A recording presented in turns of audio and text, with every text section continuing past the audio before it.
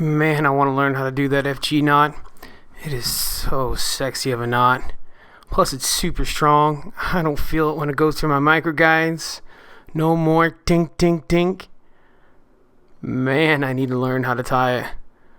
I can't tie that knot to save my life.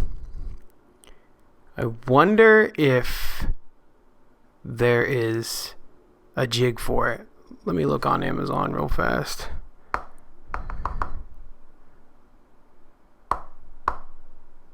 Oh, ooh, I like that. Good reviews. Oh my gosh, what is that? Why? Why is that price like that? Are you kidding me? Well, I'm a teacher, so I'm broke. How about a DIY jig? Oh, the board jig. I think I could do that.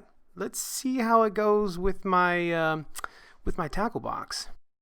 Nope, not putting in my tackle box. I don't need a block in my tackle box. How about my boat?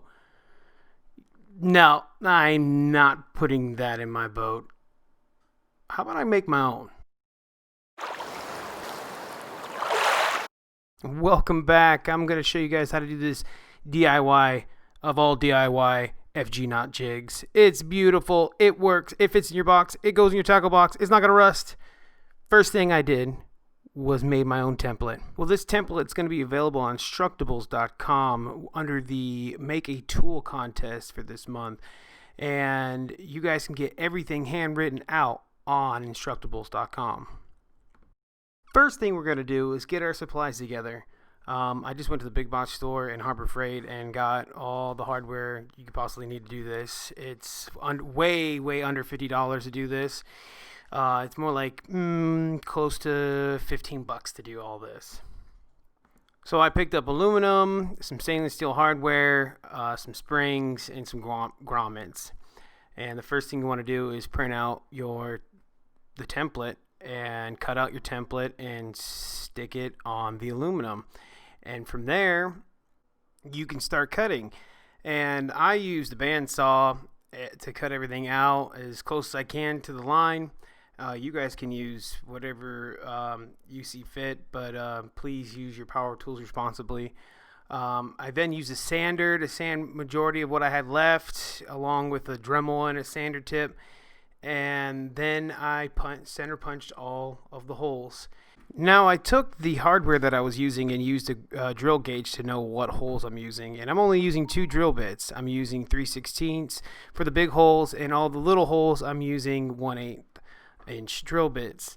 I drilled everything out, and then I used my stationary grinder with the brush to get off all the paper, grind it out, make that cool looking texture, and so on from there. After all that, it was assembly time. Put some rivets in.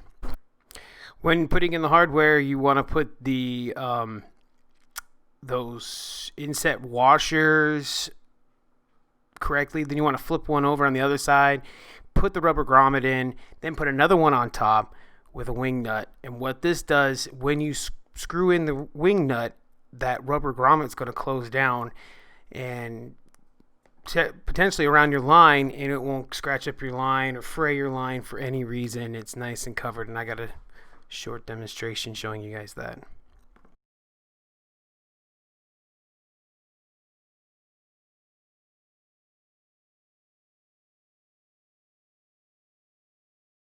The last thing we need to do is put our springs on, and after that it's done, and it's awesome.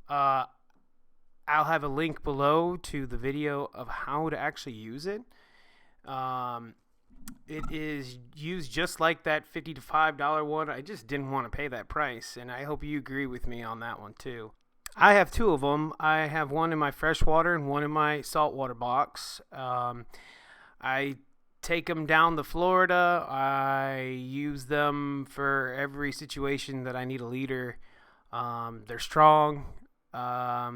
Learning still with this jig.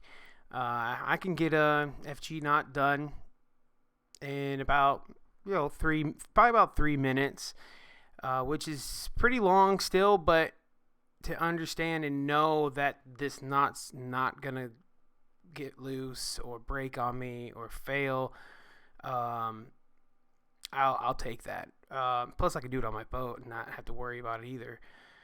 So, if you like this video, please leave me a like, subscribe, and please vote for the Instructables contest on making a tool. And let me know how I did with this style of editing. It's something new for me, but I hope you enjoyed it. And let me know if you need anything. Thanks, guys. Have a great day.